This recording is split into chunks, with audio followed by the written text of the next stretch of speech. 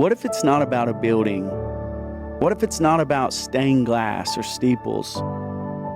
What if it's about just Jesus? I'm going to start us on left field this time and hope that you can bring it home, Corey. It hit me the other day and I was thinking about it. If I had a pot of dirt and I knew there was a snake in it, what would I do? I wouldn't dig around and find out what kind of snake it is or try to clear the snake of the pot. And it wouldn't even matter if it's a black snake, a venomous snake, or what it is. I'm just going to toss the whole pot and start over. Can you do anything with that, Corey? Oh, yeah. Yeah, I think there's sometimes that in a lot of situations, like they say, one bad apple does what? Ruins the whole bunch. Yes. And a lot of times, by the time you get to that bad apple, it has already Tainted infected or... It's tainted them. Yeah, it's already, it's got roots. It's got some things already built up and some relationships already fused together.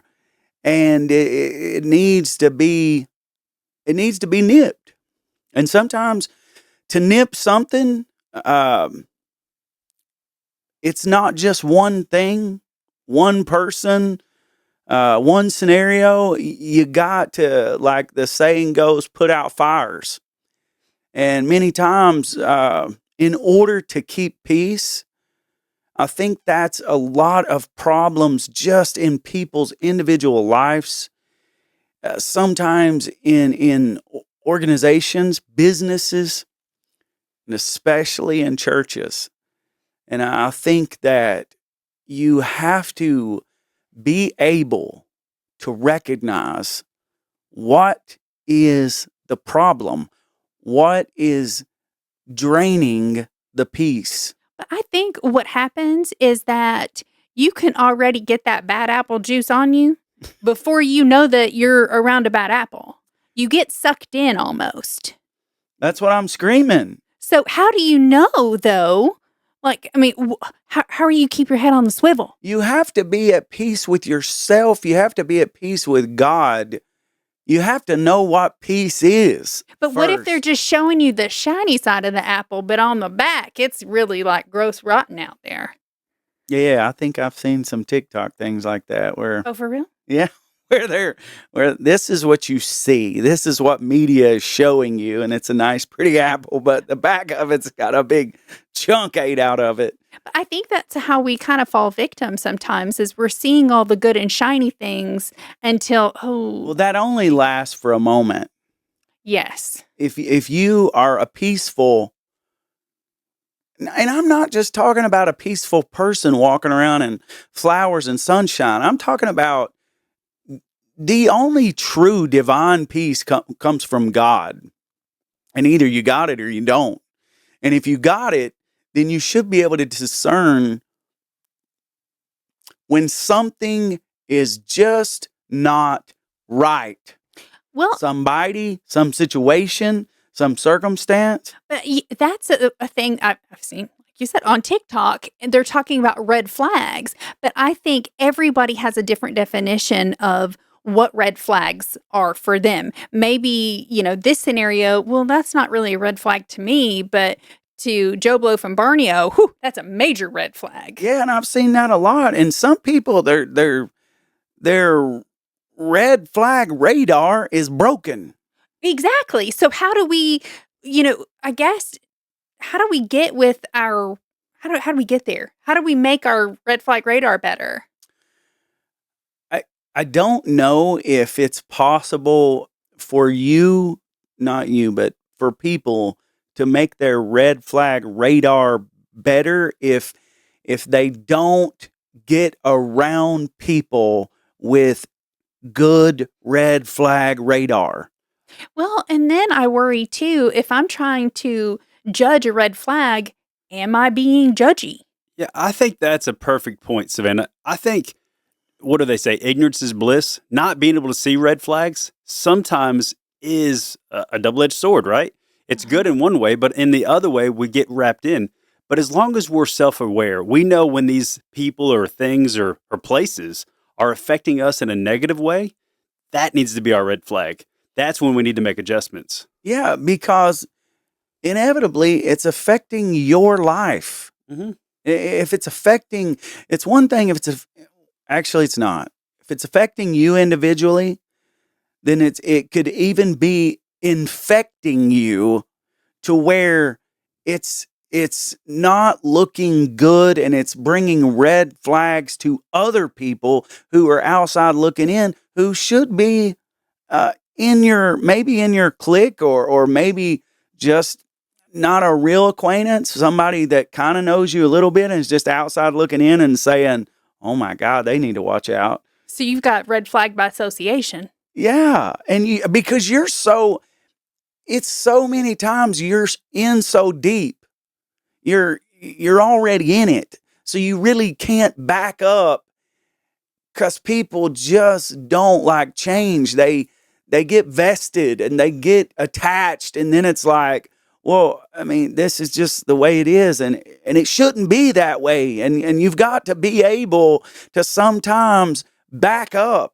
But I think you need strength to be able to do that, because a lot of times if you're in that red flag scenario where you're surrounded by people that probably aren't the best, trying to extricate yourself from that is hard. You have to have strength to be able to do that. And you think strength is the word? Fortitude. Well, yeah, because emotionally, you have to have tough skin, because you know those red flaggers. When you lead that group, you're the target. Yeah. So strength to separate yourself. And strength by God, I would think. I've got a verse here, Corey, and this may be off. You'll have to let me know. Hebrews 12:1. Therefore, since we are surrounded by such a huge crowd of witnesses to the life of faith, let us strip off every weight that slows us down, especially the sin that so easily trips us up, and let us run with endurance the race God has set before us. And see, yes, and sometimes you have weights and then you have sins. And that clearly says both. And another revision says, therefore, seeing we also compassed about with so great a cloud of witnesses, let us lay aside every weight and the sin that does so easily beset us or detour us. So many times, like, weights can be just worries. You can be worried about something that's never going to happen. I mean, you can be worried about the bills. You can be worried about a relationship. You can be worried about your kids. You can be worried about your job. Or you can actually be engaged in something where you are sinning. You're going against God. You're going against the grain, and you are literally getting the peace sucked out of you, drained out of you, and you're walking around tired all the time. You're walking around with no sleep all the time. You're walking around and people are talking about you behind your back because you are the only one that doesn't know that you got a red flag around you, or several, or you got snakes all around you. Man, Hebrews 12:14. Work at living in peace with everyone, and work at living a holy life. For those who are not holy will not see the Lord. And the thing is that this is very important. This is very important for anybody, especially Christians. And I'm talking here, we're talking here from a Christian standpoint. Jesus Christ himself, people just think love, no judgment at all. That's absolutely a lie. He was the judge. He was the judge of the one that was judging. You got to be able to tell when someone is misjudging. That's just a way of life. We've talked about it. People have fruits of righteousness, fruits of godliness. Either you got those or you don't. If you're a Christian, if you don't have them, you're probably not a Christian, period. Or or you may be a new Christian, so you might not see fruits quickly. A lot of people miss that, and I really think that's important to bring out. Don't be so quick to judge someone, especially if they're new in the faith, but help them, prod them along with an easy way. That's not forcing them away from Christianity, away from Jesus. But my point is this: many times Jesus, he handpicked 12 men to do his ministry with. He wasn't with 12 men all the time. What? Yeah. Well, he sent some of them out, and I guess so. Yes, he did. But what I'm getting to is many times he left them and took a few with him. But those few were the same few every time. Oh, so he like favorites. Maybe their fruits were stronger. Maybe they were more peaceful to be around. Maybe they were stronger. Maybe they didn't question. Maybe they didn't cause a bunch of chaos that didn't need to be happening. Maybe they didn't worry before the situation even took place, and they didn't make it hard for us to just breeze in and breeze out. And many times we have friends in our lives, and what I'm saying is God, even himself, is okay with you having multitudes of friends, but there are some that you don't need to be thinking that it's a bad thing because you have some that are closer to you than others, because you can trust them more. So basically, you're debunking the whole keep your enemies closer thing. Yes. Keep your friends close, but your enemies closer. Is that how that saying Yeah, goes? I think that is it. Hey, just to kind of loop that up, Corey, Galatians 5:22.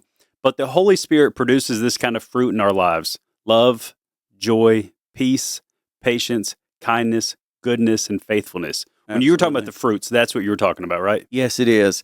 And those fruits right there are, like he said, produced by the Holy Spirit of God. Either you got those protruding out of you or you don't. A new Christian, okay, you need a few years to start working into that, start building up faith, start building I up. work it one at a time. I know. Well, I was just sitting here thinking, are we supposed to have all of those? Or do we get like just a few of them? Like, I got my days. Some days I'm kind. Some days I have peace. yeah, whew, that kind of made me nervous. Some days I'm a wreck. But yeah, I mean, I'm going to need a list of those again for later. Little cheat sheet. yeah, and Jesus himself, though, he had, most of the time you'll read, he had Simon Peter with him, James, and John. But Simon Peter, wasn't he a fighter? He was, and that's great, because if you can channel that fight Mm-hmm. in the right direction, Ah. then you got a bodyguard. So Simon and Andrew were brothers. Could you imagine being a brother? The guy left out like, "Hey man, I want to go. Why are you going to go?"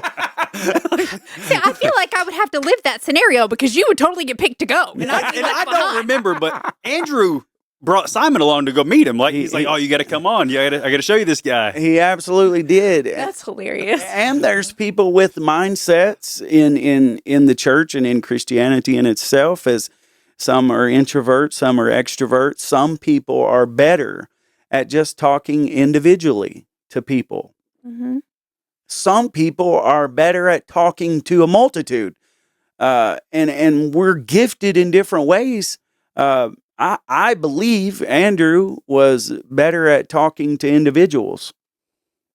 And that makes perfect sense. Yeah, and I can think of at least two scenarios where he brought his brother to Jesus.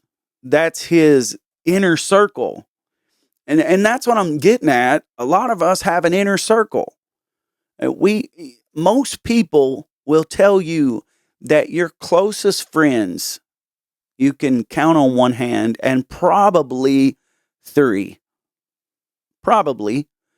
Could be more. You could be a very friendly person, but I'll bet you, even if you're a very friendly person and you've got a multitude of friends, you could really only call on about 3 of them that you could really trust, that you could really call at any moment, that you know they would never question you, and they would just be at your beck and call whenever you call them. And it doesn't matter what it is, whatever you ask them to do. And let me tell you something, a friend, if you can find a person in your life that no matter how many times you maybe just life just separates you, times, hectic schedules just cause you to be separated from this good friend, a really, really good friend, you'll every time pick up where you left off.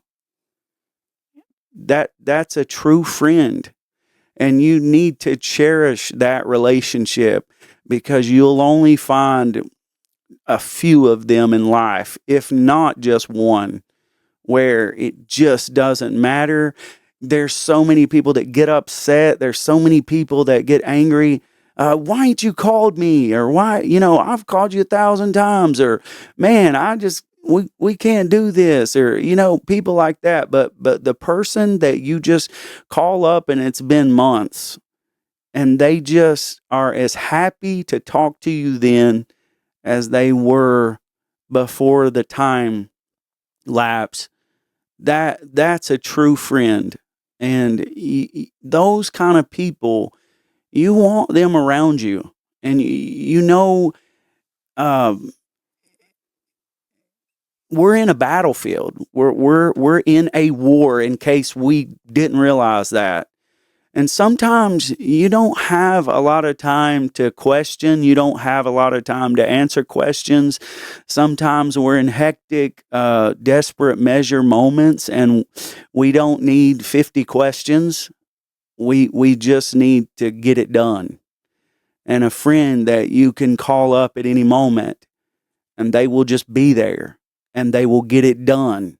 That is hard to find. And maybe if you got a friend like that and you haven't told them how much you appreciate them, maybe you should do that. Or maybe you should make a special trip to even go see them and have coffee or catch up. That's important. But Andrew, I can think of a couple times that Andrew once, he's the one that introduced his brother to Jesus. And also a very known story in the Bible about there being a multitude and Jesus feeding them 2 fish and 5 loaves it's called the feeding of the 5,000.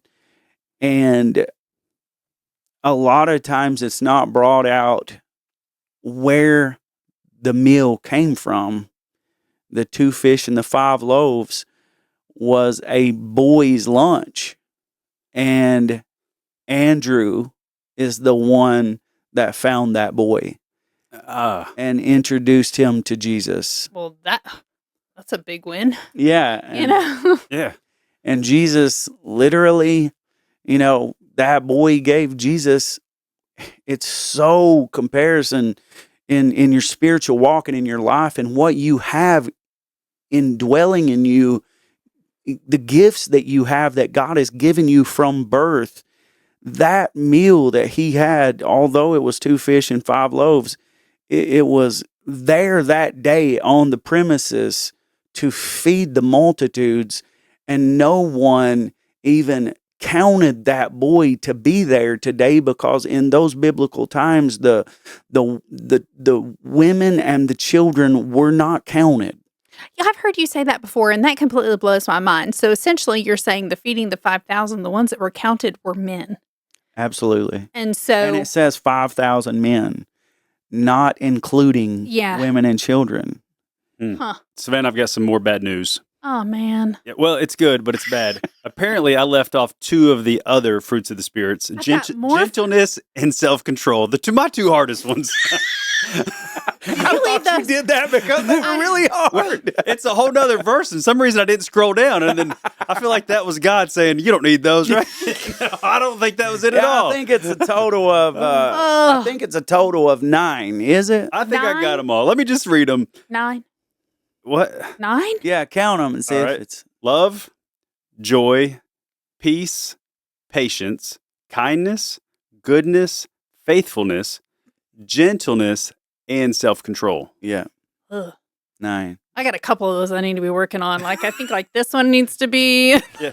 maybe one of these. 8 and 9. I didn't accidentally leave those off, apparently. they come up at the right time, baby. Yeah, now they get more attention. This was perfect. Yeah, But I feel like everybody's going to have stronger fruits than the other. Like Oh, maybe those are at the absolutely. bottom of your list, but you've got other ones that are really at the top. I think you're probably one of the most peaceful people I've ever met. Oh, that's awesome. Thank you. And yeah, that's really hard. Like peace is at the bottom of my list. and non-judgmental people. Yeah, I mean, Yeah. it's amazing. That's awesome. At least I Yeah. got a couple fruits. Oh, you But I got. feel like those are some of the really hard ones. too. Well, and many times we just throw out right off the top of our heads love, joy, and peace. I feel like kindness is up there at the top too. Absolutely, but most of the time, Oh, peace, love, and joy. That's like part of the whole Christmas song stuff. Like, It's all linked together, I think. That's awesome. that's how I knew those go together. yeah, and self-control, man. That was one. Oh yeah, that was the last one. Ugh. Yeah, probably because it's the hardest. And many times when you get into that moment, that heated moment where it is, if it could be counted as a life and death situation, and if you overreact and if you blow up, you were going to die, what would happen? Well, no, but see, like self control, that wasn't what I was thinking. Like for me, like Well, it's many. I can control my temper, but maybe I can't control my shopping or my. Eating, and for me, Oh, like, see, I got that hands down. I can I'm control just saying, like, yeah, but blowing up on somebody, it's that too. It's like losing your temper. That is in your power. A Mhm. lot of times we go off on somebody, and then we think about, oh, I'm if we even feel bad for it. A lot of people don't feel bad for it. They don't even think about it. Oh, they well, had it coming. well, they push my buttons, an eye for an eye, And it's funny. I've never noticed it before, but I think of these as individual things. But really, when you put them in a pile together, they all compound off of each other. Yes. Yeah, it's not something, it really is not something that, the Bible says we are one body, Mhm. making up the body of Christ, but many members. And you might think, well, I'm sure that some people have more of this and less of this, and that is true, but it shouldn't be. Mm. We should have like you're looking, when you're searching over someone, even on media or whatnot on the internet, you're looking for that 5-star. Well, this is a 9-star, and you should be working on all of those. And if you want to know what you should be doing as a Christian, that's what you should be doing, because nothing's going to help you more as a Christian or a disciple than to work on these things. And when you get around people, and if they're supposed to be Christians, and you don't see none of these things, you either need to help that person. Don't be the person that says, oh, it's not my job to judge. If you're a brother or a sister in Christ, you either need to help that person, or if you're not going to help that person, you can't just stay around that person because they're going to pull you down. But if you think you're strong enough and your faith is strong enough and you have enough God about you, help that person. Help that person to see that these are things that we need. These are things that we need protruding out of our lives, as those things are compared to light. That's what is shining into the world and overcoming the darkness. That's in situations with people all over, everywhere you walk, everywhere you go in your everyday life. You're shining those fruits. You're working those fruits. And not only should they be shining out of you, but you should help others not only to first find Jesus, but then to be helping them shine their fruits into the world. Be blessed.